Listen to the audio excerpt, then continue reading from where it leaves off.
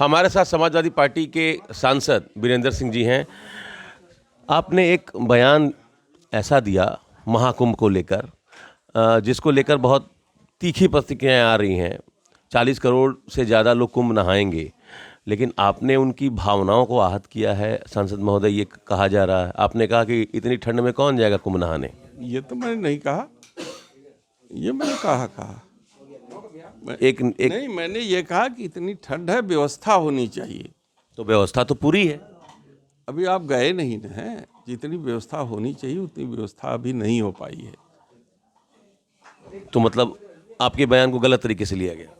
नहीं तो ये तो आपके सामने ही तो मैं बोल रहा हूँ, इससे पहले कोई बयान ही नहीं दिया था। एक न्यूज़ चैनल के कार्यक्रम में आपने कहा कि के जाई बहुत ठंडा पड़त हो। ना, ये वो भोजपुरी वाला की बात कर रहा था। नहीं, देखिए, ठंडा तो है, और जो आस्थावान व्यक्ति होंगे वो चाहे ठंडा पड़े चाहे धूप का नाम लूह चले, वो तो जाएगा ही जाएगा। उसमें हिंदू और मुसलमान का कोई विभेद नहीं है। जिसकी आस्था होगी वो जाकर के डुबकी लगाएगा। प्रतिबंध लगाना ये ठीक नहीं है। आपके एक सहयोगी ने भी कहा है कि अगर कोई मुस्लिम जिनकी आस्था कुंभ में है वो जाना चाहे तो वो लेके जाएंगे। जाना भी चाहिए, हमसे भी कोई कहेगा तो मैं लेके चलूँगा। तो वहाँ विरोध है बावजूद इसके? नहीं, विरोध कौन कर रहा है? विरोध सरकार बना रही है। तो काहे के लिए चादर चढ़ाने के लिए चादर भेजा हमारे प्रधानमंत्री जी ने अजमेर शरीफ पे? जब इतना नफरत है तो क्यों भेजा भाई? नहीं, वो कहते हैं कि मक्का मदीना में भी तो हिंदुओं का प्रवेश वर्जित है।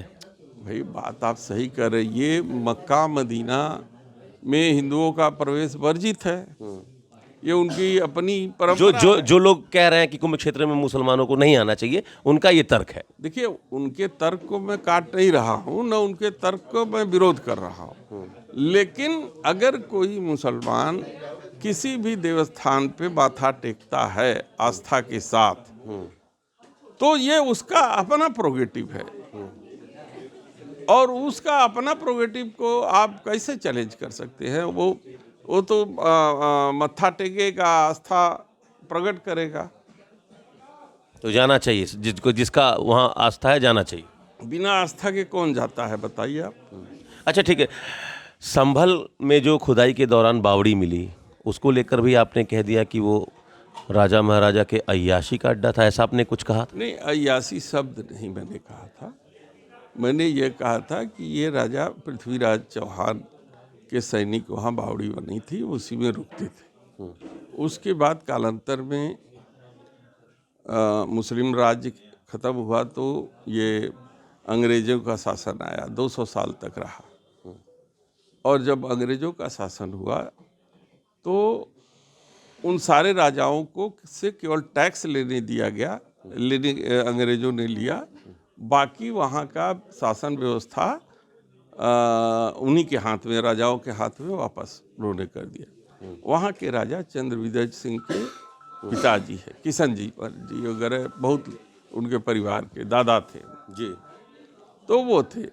तो जब मैं उनको चुनाव लड़वा रहा था लोकसभा का, तो चुनाव लड़वाते समय ऐसे ही प्रचार के लिए मैं गया था। बातचीत में ही इन्होंने कहा कि हम लोग आते, दादा लोग आते थे तो यहाँ पे रुकते थे और शिकार करते थे और यहीं रुकते थे। और वहाँ पे तो उन्होंने बातों में कहा कि वहाँ अपना मनोरंजन के भी साधन उपलब्ध होते थे। तो लेकिन मैंने ये कहा कि भाई, जिसकी रही जाकी रही भावना जैसी। अब बनारस में जब सेठ साहूकार मनोरंजन के लिए दाल मंडी में जाते थे तो उनकी नीयत थोड़ी खराब थी। वो तो आज बहुत से ऐसे कला के हमारे जिनको संरक्षित किए हुए हैं, हमारी जो है कि बनारस की तवाइफों ने उसको संरक्षित करके रखा हुआ है। और सरकार को भी आगे बढ़ करके उन कलाओं को प्रोत्साहन देना चाहिए।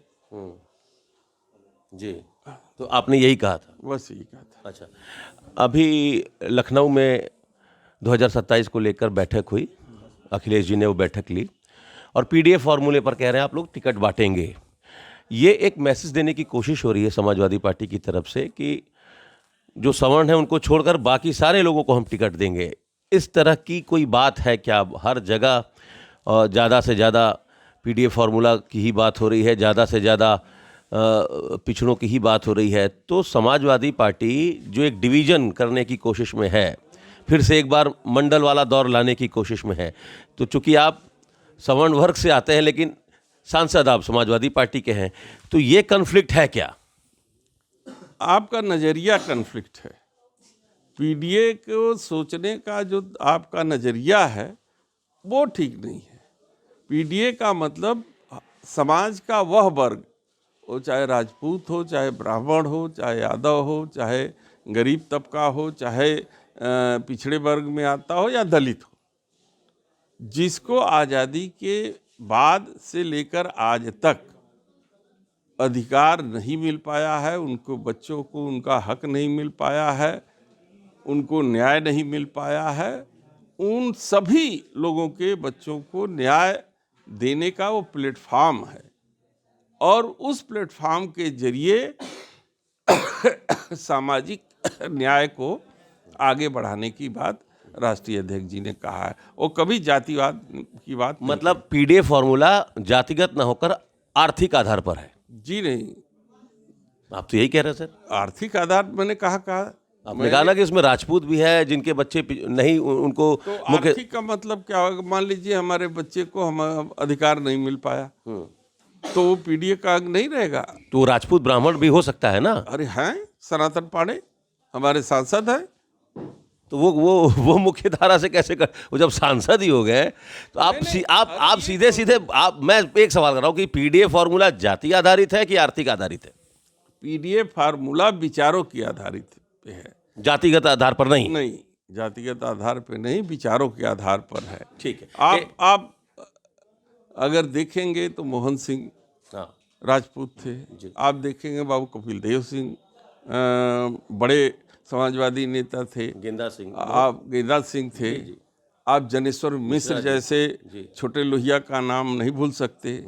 तो तमाम ऐसे लोग हैं, तिवारी जी हैं, जी, और ऐसे लोग हैं जिन लोगों ने समाजवाद को सींचा है।